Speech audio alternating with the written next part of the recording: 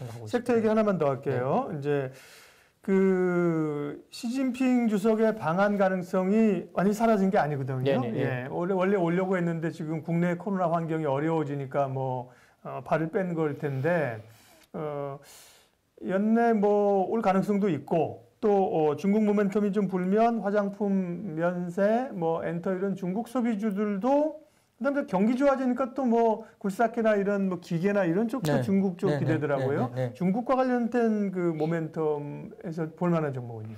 자, 우선 이제 뭐 굴삭기 말씀을 하시니까 어쨌든 괜찮습니다. 괜찮은데 이제 조금 뜯어보면 그 중국 로컬의 굴삭기 업체들이 더 좋았어요. 그러니까 두산 인포컬러도 좋았고 다 좋았는데 예, 로컬 업체들의 굴삭기 실적이 더 좋았던 게 사실 좀 아쉬운 부분이 있죠. 그러나 이제 성장세는 분명히 보여줬다는 거 분명합니다. 그래서 이제 어쨌든 중국이 좀 좋아지고 중국도 인프라 투자는 사실은 중국 쪽은 SOC가 좀 더 이제 전통적인 산업에 SOC를 할 가능성이 크겠죠. 그래서 눈여겨봐야 되는 건 분명히 뭐 우리가 두산그룹이라는 게 뭐 빠질 수가 없잖아요. 볼 수 있겠고요. 이제 중국 소비주는 우리가 잘 생각해 보면 어쨌든 화장품이라든지 뭐 컨텐츠 그다음에 뭐 면세점 이렇게 이제 크게 볼 수 있겠네요. 물론 여행주도 마찬가지지만 뭐 딴 걸 떠나서 그러면 이제 어쨌든 가장 두드러지게 나타나는 게 이제 화장품이지 않습니까? 근데 이제 화장품을 보면 극명하게 좀 슬림화를 좀 해야 된다 생각을 좀 아주 강하게 갖고 있습니다. 뭐 그게 이제 하우스에서도 이야기하는 부분들이 비슷한데요. 왜냐하면 그 2분기에 굉장히 힘들었죠. 상반기에 굉장히 힘들었는데 그때는 왜냐하면 너무너무 코로나 때문에 힘드니까 글로벌 탑티어들이니까 이런 부분들이 이제 1+1 행사를 중국에서 했어요. 아직까지 소비를 할 수 있는 시장은 중국 시장입니다. 여전히. 그건 간과할 수밖에 할 수 없는 부분인데 중국이 안 사주면 힘들어요. 화장품도. 뭐 글로벌 업체들이 다 마찬가지고. 근데 코로나 때문에 힘드니까 아주 글로벌 탑티어들이 중국에서 1+1 행사를 했거든요. 그러니까 외국 기업들도? 그렇죠. 그러니까 명품업체, 그러니까 화장품 명품업체들이 1+1 행사를 하다 보니까 국내에 이게 프리미엄 그 어떤 그 낄 자리가 없었구나. 낄 자리가 없었죠. 못 팔았죠. 그렇구나. 예, 그래서 이제 2분기에 깨진 거예요. 그래서 이제 특히나 우리가 이제 그 아모레퍼시픽의 그 설화수가 이를 그 자리를 굉장히 잃어버린 모습이 나타나기 시작했고 그래서 이제 MS를 굉장히 많이 뺏기면서 프리미엄 자리를 좀 내준 것이 아니냐랄 정도로 굉장히 좀 어려워진 것이 사실이었습니다. 아모레가 어려운 또 속사정이 그런 게 있었군요. 네네. 근데 희한하게도 LG생명건강의 후는 잘 버텼어요. 예. 그래서 이제 약간 어떤 마케팅의 이유인지 모르겠으나 실질적으로 데이터를 보면 LG생활건강의 후는 상당히 잘 버텼습니다. 그래서 이제 상당히 어려웠는데 어쨌든. 근데 이제 2분기가 지나면서 이 그 탑티어들이 이제 그 새로운 그 뭐랄까 신제품을 내기 시작했어요. 왜냐면 1+1 행사를 하면서 재고 소진을 하고 그러니까 이제 명품 입장에서는 오랫동안 1+1을 할 수가 없습니다. 왜냐하면 자기네들의 그 네임밸류가 있잖아요. 그렇죠. 그걸 너무 오랫동안 하다 보면 그 밸류를 가치를 훼손하기 때문에 그 재고가 어느 정도 소진되면서 1+1을 이제 끝내면서 그러면 기존에 있는 것들을 다시 팔 수는 없잖아요. 그러면 뭘 하겠어요? 신제품 상품 리뉴얼을 하는 거죠. 그래서 신제품 출시하고. 그래서 최근에 명품들이 중국에서 신제품을 내기 시작했어요. 그게 뭐냐면 1+1 행사와 관련된 재고 소진이 끝났다는 거잖아요.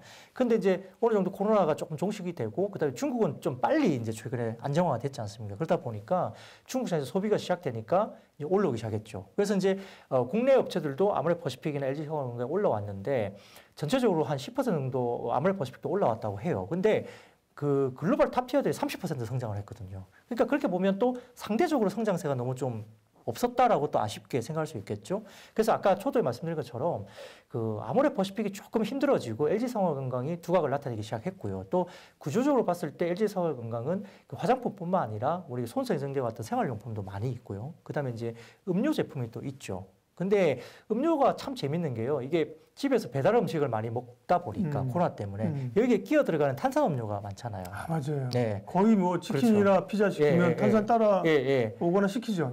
그런 것들이 LG생활건강이 잘 팔리기 시작한 거예요. 그러니까 손세정제 많이 팔리니까 생활용품도 LG생활건강이 괜찮았고 후가 중국에서 아모레퍼시픽과 달리 상당히 LG생활건강이 잘 포지셔닝을 하면서 조금 아모레퍼시픽과 좀 차별화되는 어떤 매출을 확실히 보여줬고 그러니까 프리미엄에 대한 포지션을 잃어버리지 않은 게 LG생활건강이었던 거죠. 그래서 상당히 좋아졌고요. 그리고 조금 다른 이야기지만 최근에 연우의 실적이 3분기가 조금 기대치에 못 미치면서 좀 어려울 것 같다 이야기가 나오는데 용기업체 그렇죠. 연우.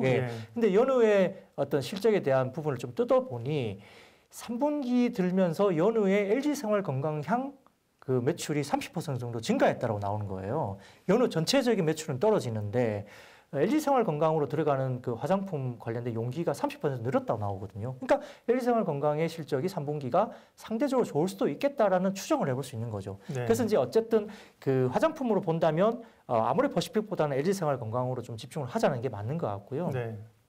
두 번째로 이제 소재 업종 중에서는 이제 코스맥스하고 콜마를 보는데 여기에서도 코스맥스랑 뭐예요? 한국 콜마. 한국 콜마. 네. 근데 이제 코스맥스를 좀 더 집중적으로 보자는 거예요. 그러니까 한국 콜마는 좋은데 이게 제품 믹스라든지 그다음에 이제 그 우리가 그 각사가 이제 바이어들의 어떤 믹스가 약간 좀 다를 수 있는데 여기에서 좀 차이가 있는 것 같고 그래서 한국 콜마는 중국향 그 애터미가 좀 나쁘지 않습니다. 근데 그럼에도 불구하고 나머지 쪽의 어떤 개선세가 조금 저조하다는 부분에서는 콜마보다는 코스맥스가 좀 더 좋아 보이고 실질적으로 주가도 코스맥스 좀 더 좋습니다. 그런 부분에서 충분히 지금 반영되고 있기 때문에 LG생활건강과 코스맥스 쪽으로 보자는 생각이 있고요.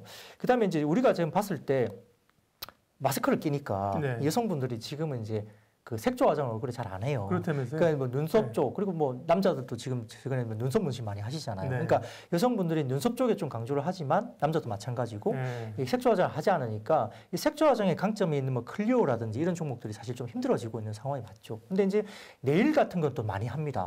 얼굴을 못 하다 보니까 네일 쪽으로 많이 이제 색조를 또 강조를 주기 때문에 그래서 일부 이제 뭐 젤 네일 뭐 어떤 그런 회사들은 지금 비상장인데도 매출이 어마어마하게 늘고 있다는 이야기가 들고 있죠. 그러니까 이런 부분 좀 관심을 가져야 될 것 같고 그래서 이제 전반적으로 본다면 화장품 쪽은 LG생활건강과 코스맥스 쪽으로 조금 이렇게 바라보는 게 맞겠고요.